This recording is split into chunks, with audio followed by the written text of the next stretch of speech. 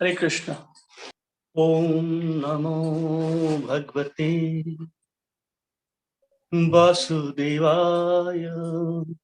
भूमज्ञानतिमिरान्धस्य ज्ञानाञ्जनशलाकया चक्षुरुन्मिलितं येन तस्मै श्रीगुरुवे नमः। श्रीचैतन्यमनोभीष्टं स्थापितं येन भूतले स्वयं रूपकदा मह्यं ददाति स्वपदान्तिकं। वन्देऽहं श्रीगुरो श्रीयुतपदकमलं श्रीगुरुन् वैष्णवाश्च श्रीरूपं साग्रजातं सहगण रघुनाथान्वितं तं सजीवं साद्वैतं सावधूतं परिजनसहितं कृष्ण चैतन्य देवं श्री राधा कृष्ण पादा सहगण ललिता श्री विशाखान्विताश्च हे कृष्ण करुणा सिंधु दीनबंधु जगत्पते गोपेश गोपिका कांत राधा कांत नमोस्तुते। तत्कंचन गौरांगी राधे वृंदावनेश्वरी वृषभानुसुते देवी प्रणमामि हरिप्रिये। नमो महावदान्याय कृष्ण प्रेम प्रदायते कृष्णाय कृष्ण चैतन्य नामिने गौरत्विषे नमः। वाञ्छकल्पतरुभ्यश्च कृपा सिन्धुभ्यैव च पतितानां पावनेभ्यो वैष्णवेभ्यो नमो नमः। जय श्री कृष्ण चैतन्य प्रभु नित्यानंद श्री अद्वैत गदाधर शिवासादि गौर भक्त वृंद। हरे कृष्ण कृष्ण कृष्ण हरे हरे हरे राम राम राम हरे। राधा रमन जी का आज आविर्भाव दिवस है। आशीर्वाद आप जैन गोपाल भट्ट गोस्वामी की समाधि अपनी देखी होगी वृंदावन में। तो जब इसके बारे में वर्णन आता है, जब चैतन्य महाप्रभु का संन्यास हुआ और संन्यास के बाद चैतन्य महाप्रभु पुरी गए। 1 महीना चैतन्य महाप्रभु पुरी में रहे और 1 महीना रहने के बाद चैतन्य महाप्रभु वहां से दक्षिण भारत के लिए निकल गए। दक्षिण भारत की यात्रा के लिए निकले वहां से। तो दक्षिण भारत की जब यात्रा के लिए निकले चैतन्य महाप्रभु, तो वहां से जाते जाते जो है तकरीबन वहां से ज्येष्ठ महीना, जेठ महीने में निकले थे और आषाढ़ महीने में पहुंचे चैतन्य महाप्रभु, है ना। आषाढ़ महीना था जब पहुंचे चैतन्य महाप्रभु वहां पर रंगनाथ पहुंचे। रंगनाथ, तो रंगनाथ पहुंचे तो पहले कावेरी नदी आती है, वहां पर स्नान किया। स्नान के बाद रंगनाथ जी के दर्शन के लिए पहुंचे। तो रंगनाथ जी के दर्शन पहुंचे क्योंकि उस दिन से चतुर्मास्य शुरू हुआ। चतुर्मास्य का पहला दिन था। तो चैतन्य महाप्रभु ने रंगनाथ जी के दर्शन किए। आरती का टाइम से पहले की बात है, क्योंकि दर्शन कर लिए। और उस दिन इतने श्रद्धालु आते हैं रंगनाथ जी के दर्शन के लिए। बहुत सुंदर विग्रह रंगनाथ जी का, कभी मौका मिले जाना चाहिए रंगनाथ। हमें सौभाग्य मिला था जाने का। बहुत सुंदर विग्रह रंगनाथ जी के। तो उन्होंने दर्शन किए और दर्शन करने के बाद फिर जो भाव में नाचने लगी चैतन्य महाप्रभु, बहुत नाचे बहुत नाचे। और वहां पर नियम क्या था कि चतुर्मास्य के पहले दिन जो थे बहुत लोग दर्शन करने आते थे। वहां पुजारी आरती कर रहा है, कोई लोग आए नहीं आज। कोई लोग दर्शन करने नहीं आए रंगनाथ जी के। गए तो गए का। आरती खत्म करी पुजारी ने। वेंकट भट्ट नाम था पुजारी का। वहां के जो पुजारी थे रंगनाथ जी के, वेंकट भट्ट नाम था उनका। आरती खत्म करी, देखो क्या बात है, कोई आया नहीं दर्शन करने के लिए। तो जब जाते हैं वेंकट भट्ट, क्या देखते हैं कि सारे के सारे भक्त जो हैं इकट्ठे खड़े, भीड़ लगी पड़ी है पूरा। और बीच में एक बहुत सुंदर सन्यासी नाच रहे हैं। चैतन्य महाप्रभु की हाइट तकरीबन 7.5 फीट हाइट थी। 7.5 फीट हाइट।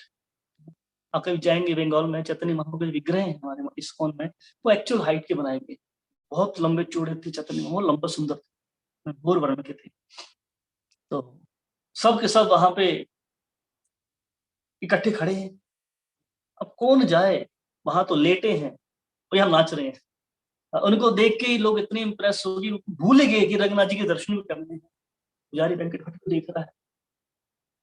बहुत देर तक नाचने के बाद जब चैतन्य महाप्रभु शांत हुए, सब के सब उनके चरणों में पड़ गए। वेंकट भट्ट ने भी प्रणाम किया उनको देखकर, बड़े सुंदर सन्यासी हैं, बहुत पहुंचे सन्यासी दिखते हैं। उनको प्रार्थना करी कि आप सन्यासी हैं और चातुर्मास्य का दिन भी आज, तो कहाँ जाओगे आप, क्योंकि चातुर्मास्य में पहले ट्रेवलिंग नहीं करते थे संत महात्मा, एक जगह बैठ के भजन करते थे, क्योंकि बारिश का समय होता था। तो कहा आप कहाँ भ्रमण करेंगे, आप एक काम करिए, कृपा करिए आप हमारे घर चलिए और प्रसाद ग्रहण करिए। उन्होंने रिक्वेस्ट किया और महाप्रभु मान भी गए। महाप्रभु गए वेंकट भट्ट के घर पे, है ना। तो उनके दो भाई और थे वेंकट भट्ट के,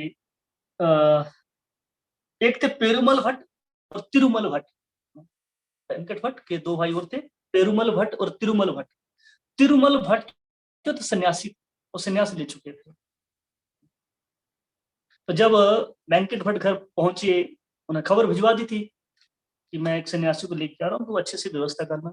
तो जब सन्यासी यानी चैतन्य महाप्रभु पहुंचे वेंकट भट्ट के घर पे, तो बहुत से लोग आए थे उनके स्वागत करने के लिए।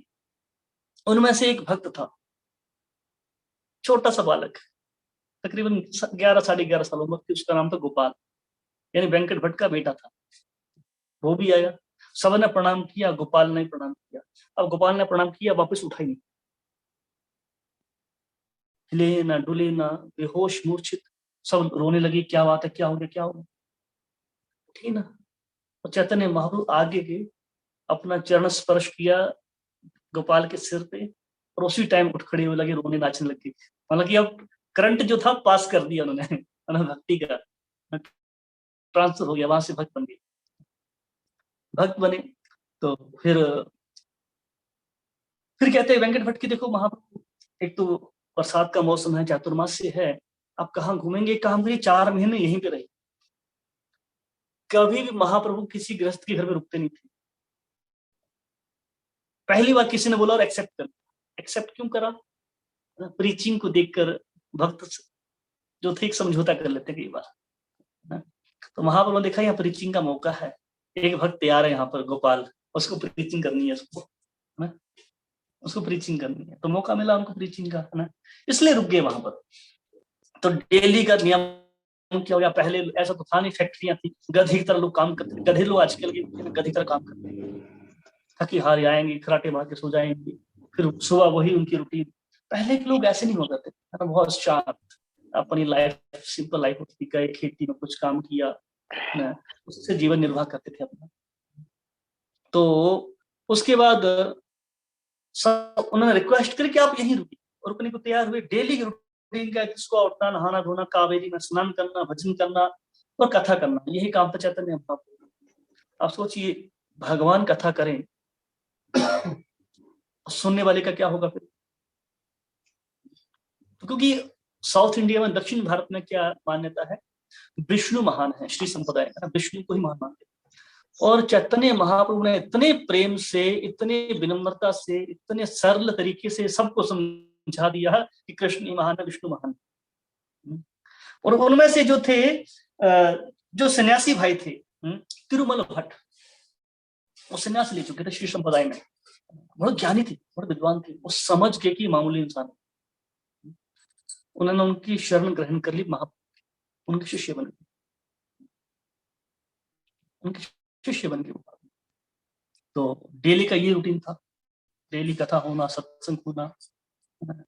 इतने में 4 महीने, सॉरी, डेली का काम ये था। तो अब हजारों लोग आने लगे गांव के सुनने के लिए, जितने भी रंगनाथ के आसपास के पुजारी थे, वहां के लोकल लोग थे, सब लगे आने वहां पर कथा सुनने के लिए। पूरी भक्ति फैल गई वहां पर रंगनाथ के क्षेत्र में। तो सब लगे प्रार्थना करने की, महाप्रभु आप वेंकट भट्ट पे कृपा कर रहे हो, हमारे घर पे चलो प्रसाद पाने। अब महाप्रभु कहते हैं 4 महीने हैं, 4 महीने वाले 120 दिन। अब 120 दिन है और हजारों लोग हैं, मैं कैसे करूंगा, इतने लोगों के घर कैसे जाऊंगा, ये तो संभव नहीं है। तो लोग लगे लड़ने, नहीं नहीं हमारे घर, हमारे घर, हमारे घर। तो फिर मीटिंग हुई, डिसाइड हुआ कि सबके घर तो जा नहीं सकते, तो ग्रुप बनाएंगे, 20-25 लोगों के ग्रुप बनाएंगे, 20-25 लोग मिलके कुकिंग किया करेंगे अपने अपने घरों में, और महाप्रभु के लिए भोजन बना के लाया करेंगे, है ना। और डेली ठाकुर जी को भोग लगने अलग लोगों, लोग हजारों की तादाद में भक्त लेके आते थे, बना के डिश गरम, फिर प्रेम से खिलाते थे। ऐसे करते करते 4 महीने निकल गए। 4 महीने निकले तो फिर महाप्रभु जाने लगे। सबने रिक्वेस्ट करी, महाप्रभु आप यहीं रुकिए। कहता नहीं, मेरा जान जरूरी, आप तो रुक सकता नहीं। तो इतने में जो गोपाल था उसकी हालत खराब, क्योंकि गोपाल की सेवा लगाई थी वेंकट भट्ट ने महाप्रभु के साथ। सुबह से शाम तक महाप्रभु के संग में ही रहता था गोपाल। उनकी हर सेवा करना, एक से एक सेवा उनकी वही करता था, उनका मतलब परछाई बन गया। तो इतना मतलब कि जब महाप्रभु जाने लगे तो बिलक बिलक के रोने लगा कि मुझे जाना है, मुझे जाना है, इनके साथ जाना है। चैतन्य महाप्रभु कहते हैं, गोपाल एक काम करो, अभी घर पे रहो, घर पे रहो और शादी मत करना। माँ बाप के सामने कह दिया, घर पे रहो, शादी मत करना, और इस समय आने के बाद वृंदावन आ जाना। उनको उन्होंने मनाया जैसे तैसे। तिरुमल थे, उन्होंने उनको बताया कि आप रुकिए, और साथ में ये भी कहा गोपाल को कि आप तिरुमल का संग करो। तिरुमल जो थे पहले तो शिव संप्रदाय के थे, पर अब वो फिलोसफी समझ चुके थे और वैष्णव यानी अब वो कृष्ण भक्त बन चुके थे। तो अब वो सही फिलोसफी देंगे, सही ज्ञान देंगे। तो गोपाल को कहा कि आपको क्या करना है, तिरुमल के संग रहना है और इनसे ज्ञान लेना है, शिक्षा लेनी है, और एक समय आने के बाद आप जो है वृंदावन आ जाए। तो ऐसे करके उन्होंने बहुत समय तक रहे, तकरीबन 20 साल तक उन्होंने माता पिता की सेवा करी। माता पिता नहीं रहे ना, तो फिर तकरीबन 32 साल उम्र थी गोपाल भट्ट की, और तिरुमल सन्यासी थे। तिरुमल और गोपाल भट्ट जो है वहां से वृंदावन के लिए निकल लिए। रंगनाथ से पहुंचे वृंदावन। अब वृंदावन पहुंचे तो वहां रूप गोस्वामी, सनातन गोस्वामी मिलते हैं। उनको परिचय दिया कि मैं गोपाल हूं। जैसे ही सुना रूप गोस्वामी ने, सनातन गोस्वामी ने, बड़े हैरान हुए, क्योंकि 20 साल पहले चैतन्य महाप्रभु ने रूप गोस्वामी को कहा था, एक गोपाल भट्ट आएगा तुम्हारे पास। 20 साल हो चुके थे, कोई आया नहीं था। बोला था कि आएगा, पर अभी तक तो आया नहीं था। अब 20 साल बाद आया। खुश हुए कि वो भक्त है जिसको कृपा स्पेशली मिली है चैतन्य महाप्रभु की। बड़ा स्वागत किया उनका। तो उन्होंने पूछा कि चैतन्य महाप्रभु कहाँ पे? कहते हैं वो तो है नहीं, वो तो पुरी में है। बड़े दुखी, मुझे यहाँ बुला के खुद गायब हो गई। मुझे बोला था वृंदावन आना, तो मुझे कहा होता मैं पुरी में हूँ तो पुरी में आता। बड़े दुखी हुए, बड़े रोने लगे। कहते घबराओ मत, एक लेटर लिखा उन्होंने रूप गोस्वामी ने पुरी में महाप्रभु को कि ऐसी सी बात है, वो भक्त जिसके बारे में अपने 20 साल पहले कहा था वो अब आया, क्या करें। तो महाप्रभु ने रिप्लाई किया लेटर के माध्यम से कि एक काम करो, उसको बोलो वही रहे। और साथ में लेटर के साथ साथ चैतन्य महाप्रभु अपना अंग वस्त्र, अपना कपड़ा पहना हुआ दिया है ना उनके लिए, कि ये कपड़ा जो है उनको देना है। कपड़ा दिया साथ में उनको, और एक आसन भी दिया था, जैसे गद्दी कहते हैं, कुशन। एक आसन दिया, एक कपड़ा, कुछ सामान और भी दिया था उनको। ये जो है गोपाल भट्ट को देना दिया उनको। बड़े प्रसन्नता भी कहता, पर ये संतुष्टि नहीं, भगवान ने अपना कपड़ा दिया पर खुद अपने दर्शन नहीं दिए। बड़े दुखी थे, रोने लगे थे। उसके बाद संतुष्ट नहीं हो पाए, रोते रहे पूरी रात। रात को सोए तो सपने में महाप्रभु आते हैं, कहते हैं गोपाल भट्ट परेशान मत हो, कहा अब तुम मेरे दर्शन नहीं कर पाओगे इस रूप में। मेरे दर्शन करना चाहते हो तो एक काम करो, गंडकी नदी जाओ। गंडकी नदी जाओ, वहां पे से शालिग्राम लाओ, तब तुम्हें मेरे दर्शन होंगे। ठीक है। तो सुबह बताया गया, उन्होंने सबको बताया कि ऐसे सपना था मेरा। तो उसके बाद जो है गोपाल भट्ट सुबह निकले गंडकी नदी के लिए, और निकले वृंदावन से, हरिद्वार होते हुए निकले।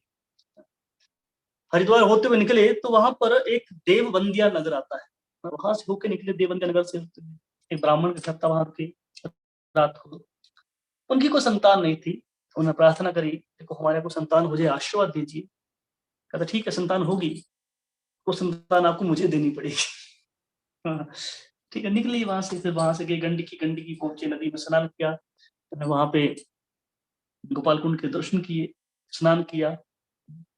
तो जैसे ही गंडकी नदी में उतरे गोपाल भट्ट जो है स्नान करने के लिए, तो क्या करते हैं, जैसे उतरते हैं तो उनके हाथ में अपने आप ही शालिग्राम शिला, हम जाते ढूंढनी पड़ती है, कभी नहीं मिलती शालिग्राम शिला, उनके हाथ में खुद शालिग्राम शिला आ जाए।